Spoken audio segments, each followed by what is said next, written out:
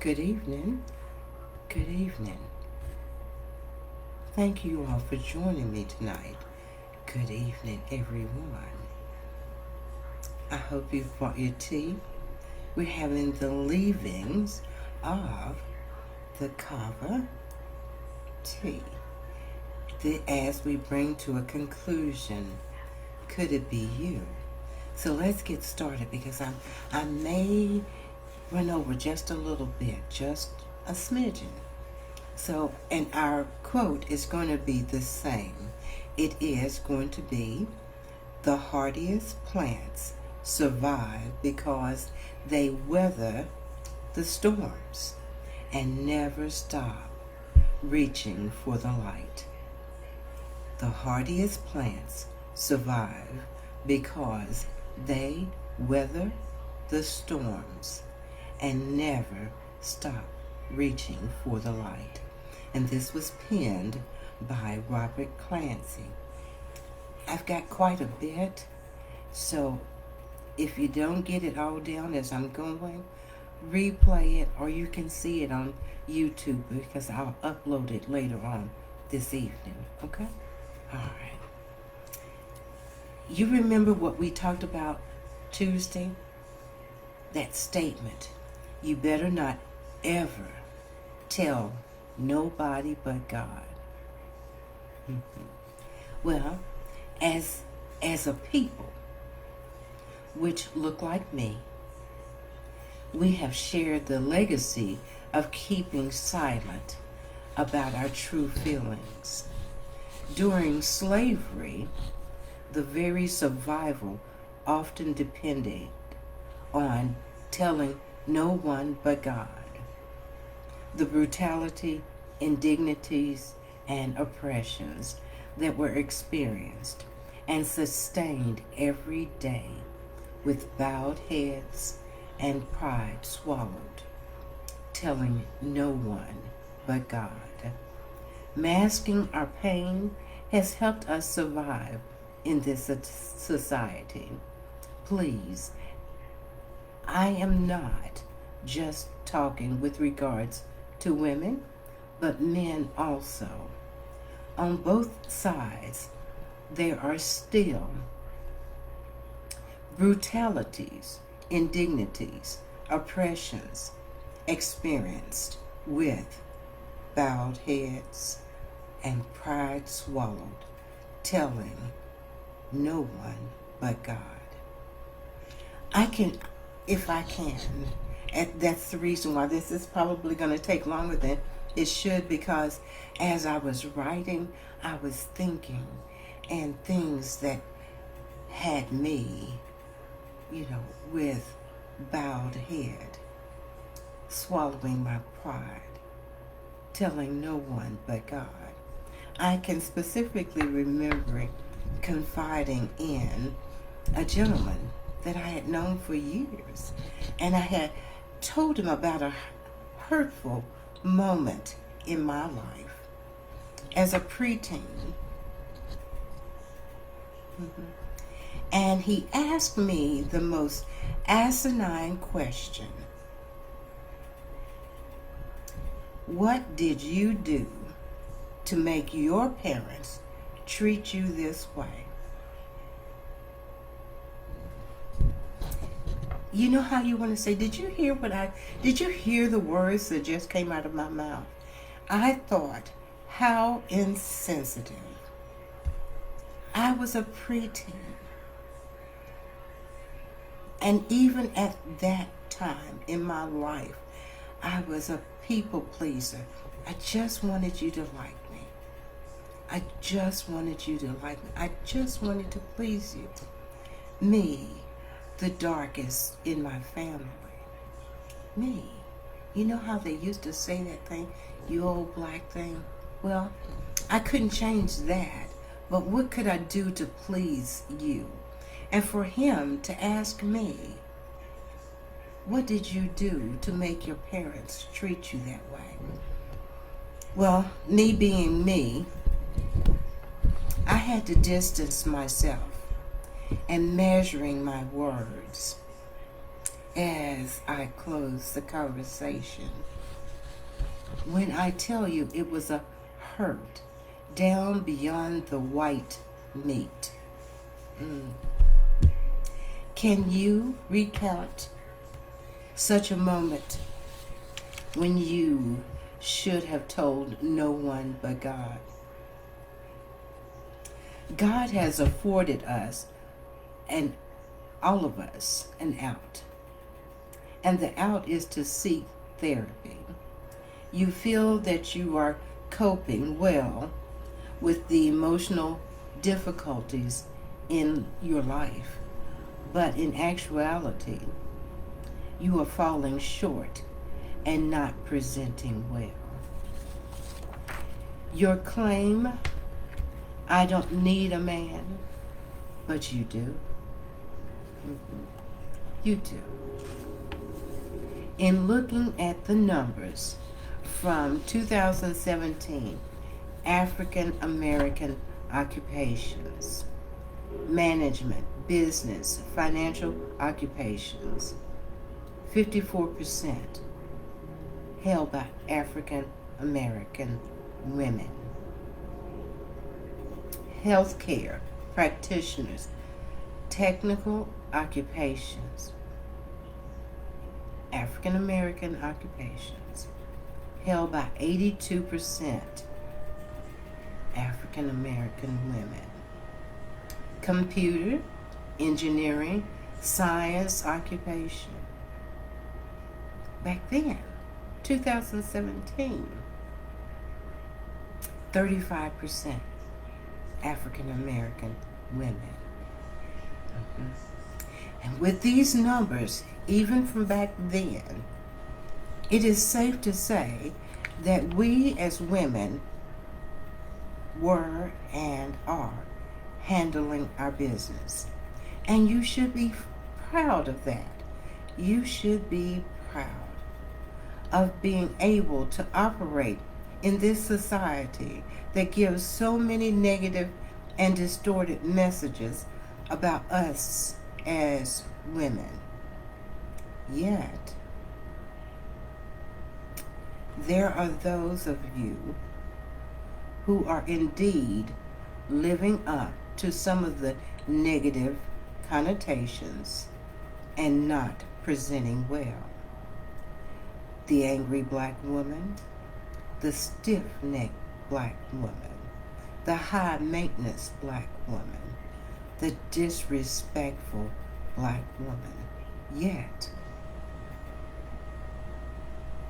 you say, and you feel the need to emasculate the black man. Let me say it again. Yet you say, you know what you say, I don't need a black man. I don't need a man. You say that. And you feel the need to emasculate the black man.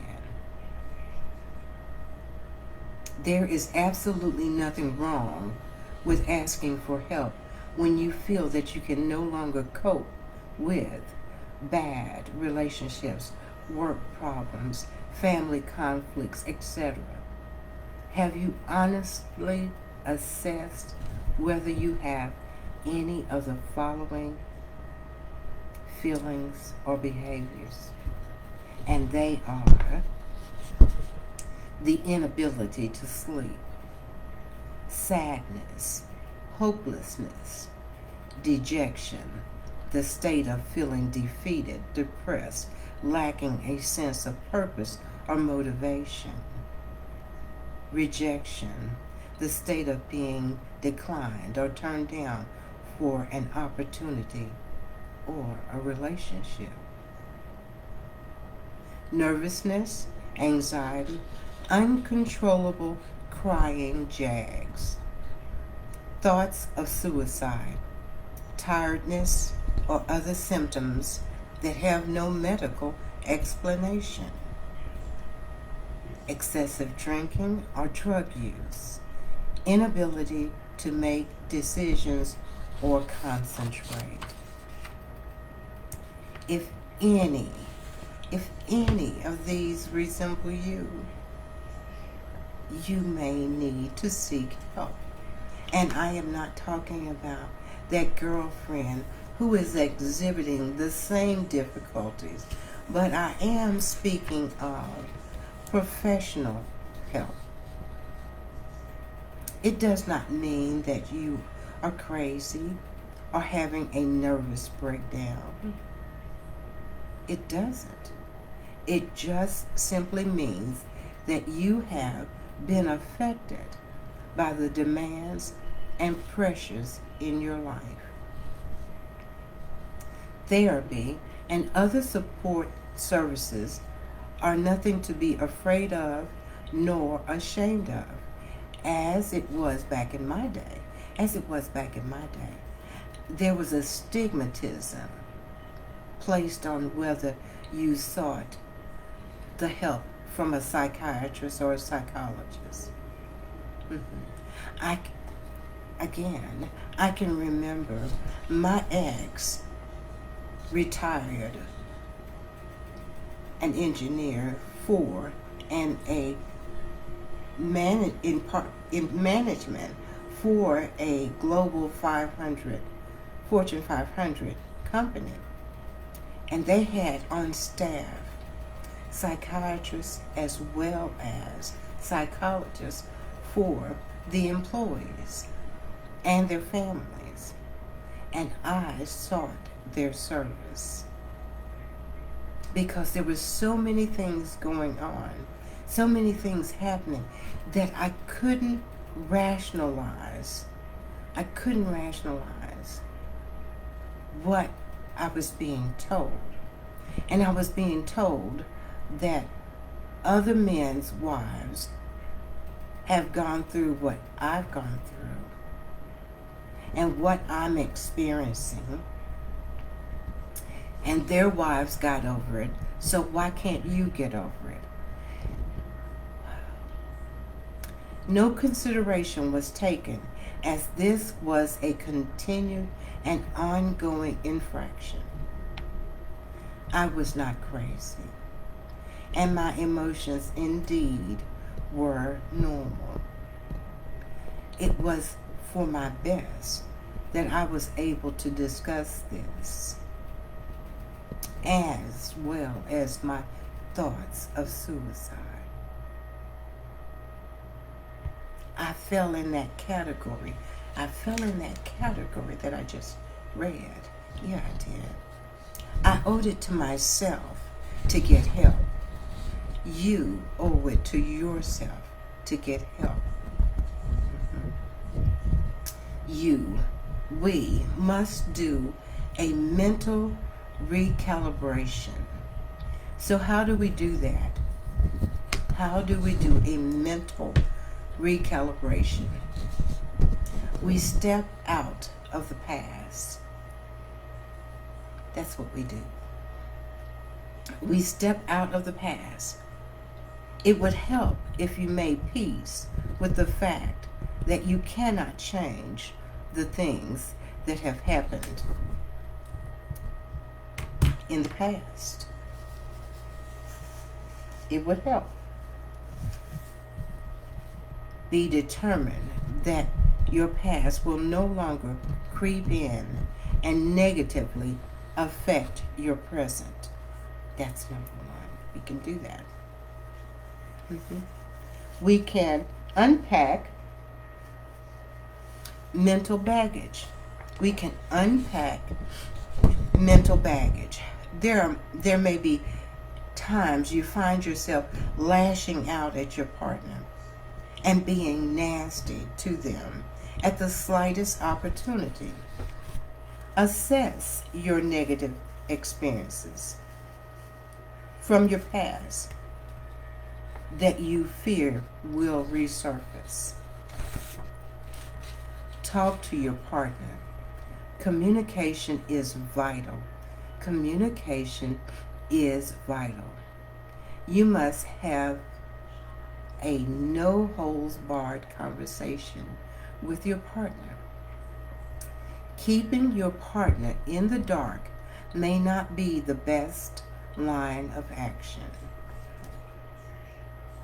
Identify and eliminate triggers. Identify and eliminate triggers. Are there people, places, or scenarios that trigger negative feelings in you? Identify and eliminate. Learn to make requests in your relationships. Learn to make requests in your relationships. There is a difference between a request and instructions. No one wants to be bossed around, especially not your partner. Make it a habit of using these magic words. Please and thank you.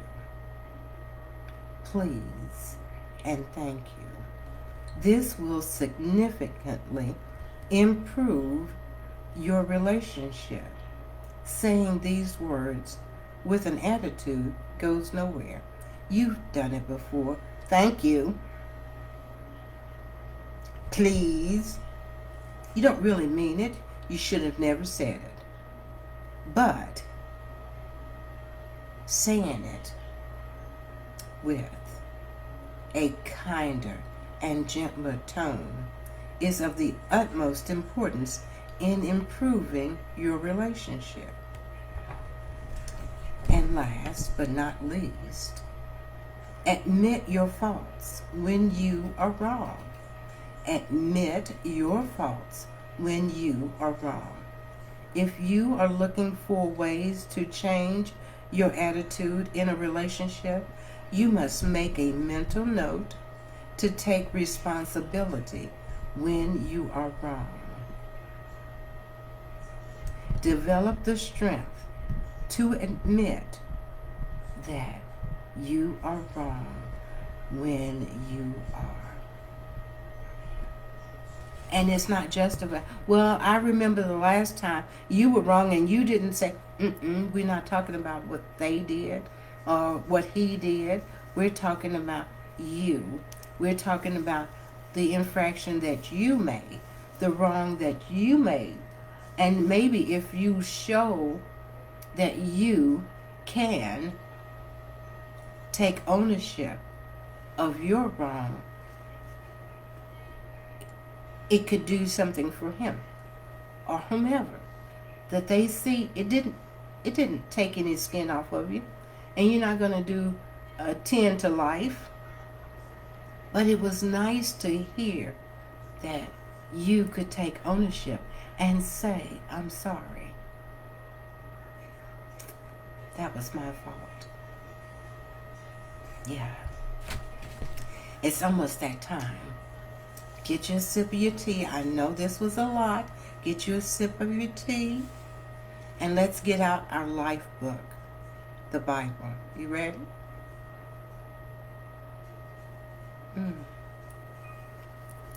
You all have to get some of that. Okay. I've repeated this scripture over and over again, and tonight is not going to be any different, because it speaks to the whole heart of this, everything, what comes out of our mouths, okay? We're going to go to Ephesians 4:29, Amplified Translation. I will be reading from. It says, do not let wholesome, foul, profane, worthless, vulgar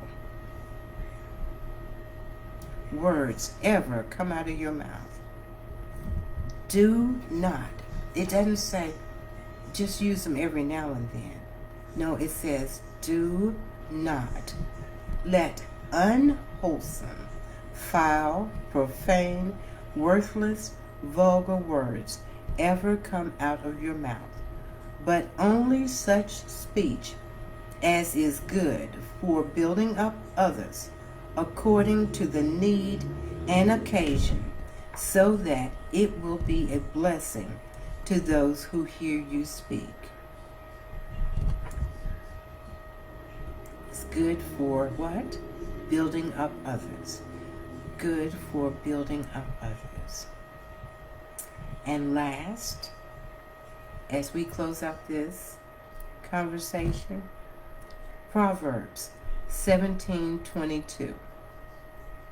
Proverbs 17:22. A happy heart is good medicine, and a joyful mind causes healing.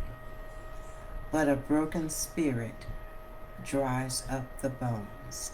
So how do you break a spirit?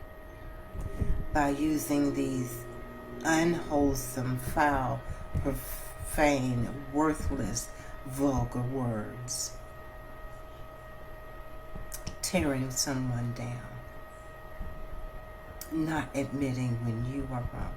Not admitting that you need to seek professional help.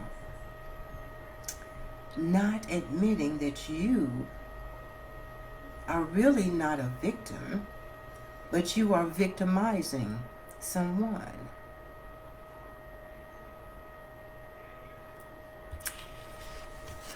If you need to re-listen to this, please do so.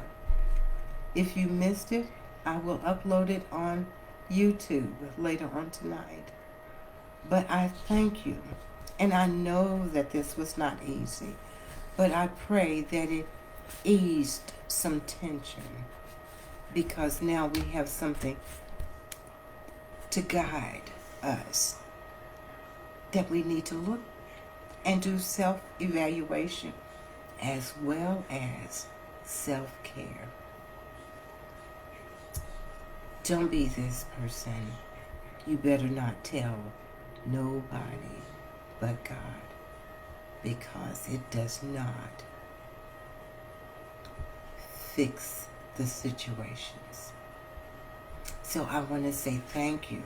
Thank you ever so much. I've gone over a little bit, but I will see you on Tuesday for You, Me, and Tea with Lady D. And I think on Tuesday we're going to start talking about communication. How do we present ourselves when we communicate? I think that's where we're going. And it'll be 5:30 Pacific time, 7:30 Central, and 8:30 Eastern. And I so look forward to you all then. I want you to have a wonderful weekend. Yes? And until then, have a marvelous night. Good night.